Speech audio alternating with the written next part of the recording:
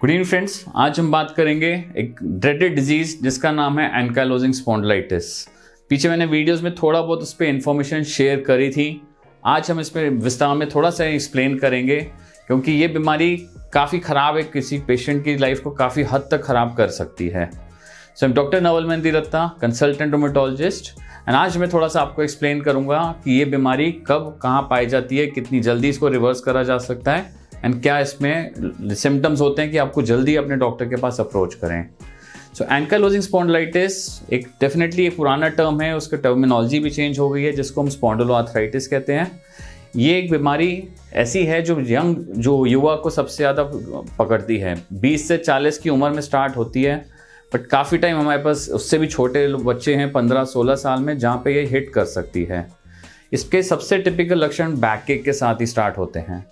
Back pain पहले हमने बताया था बहुत सारे तरह के होते हैं, बट जो एंकाइलोजिंग स्पॉन्डिलाइटिस का पेन है वो बहुत लोगों में वेरी कर सकता है। कई लोगों में आएगा और फिर ठीक हो जाएगा, चला जाएगा, इसलिए वो कई बार थोड़ी बहुत दवाई लेके चलते रहते हैं। बट पैटर्न बड़ा टिपिकल रहता है कि जब भी आएगा रात को सबसे ज़्यादा तंग करेगा।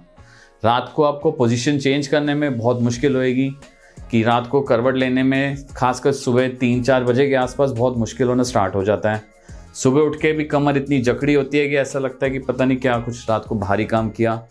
धीरे धीरे एज आप मूव अराउंड करोगे, दिन में काम करते रहोगे, पता भी नहीं चलेगा ये बैक पेन है। तो ये बड़ा डिस्टिंग्विशिंग फैक्टर होता है एंकाइलोजिंग स्पॉन्डिलाइटिस की बैक पेन का और किसी और डिस्क पेन या मसल पेन का, कि जो काम करने पे बेटर हो जाती है वो टिपिकली एंकाइलोजिंग स्पॉन्डिलाइटिस की पेन ही होती है। बहुत टाइम हमारे पास पेशेंट्स यही हिस्ट्री देते हैं कि हाँ 1.5 साल से ऐसे चल रहा है, बट आता जाता रहता था तो हमने इतना ध्यान नहीं दिया, कभी हमने 2 पेन किलर खा ली।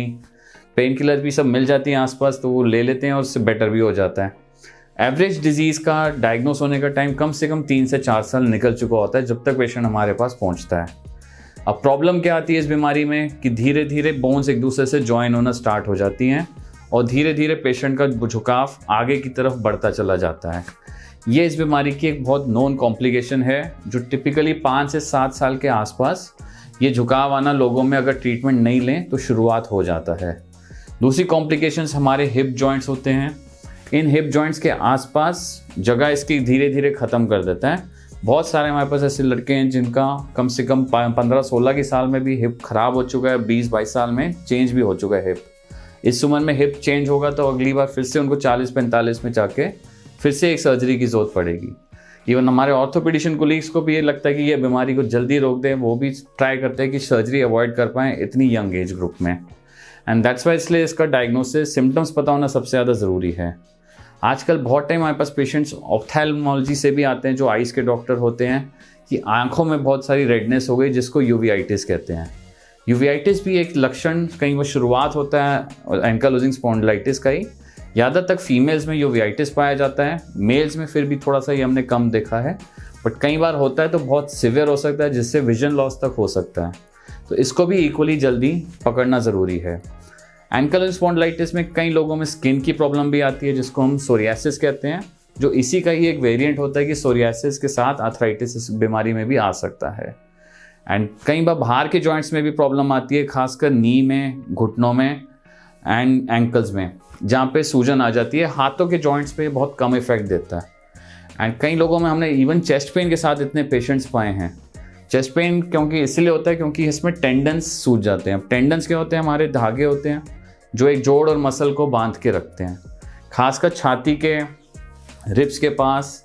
यहाँ पे इन टेंडन्स की सूजन आ जाती है, जिसमें बहुत टाइम पेशेंट्स को इतने कार्डियोलॉजिस्ट से मिलते हैं, लंग स्पेशलिस्ट से मिलते हैं, बट रीज़न कभी क्लियर नहीं हो पाता।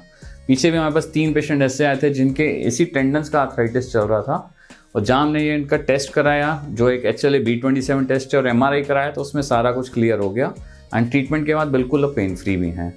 तो ये इसके बड़े टिपिकल सिम्टम्स होते हैं जो कई लोगों में परसिस्ट करते रहते हैं, बट इग्नोर होते रहते हैं क्योंकि इसका कोई डेफिनेट रीज़न नहीं मिल पाता।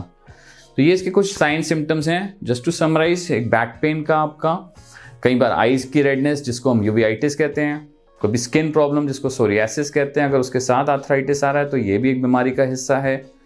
चौथा बीमारी आपका टेंडनाइटिस या एंथेसाइटिस जिसको हम बोलते हैं, जो टिपिकली टेंडन्स को इफेक्ट दे सकता है।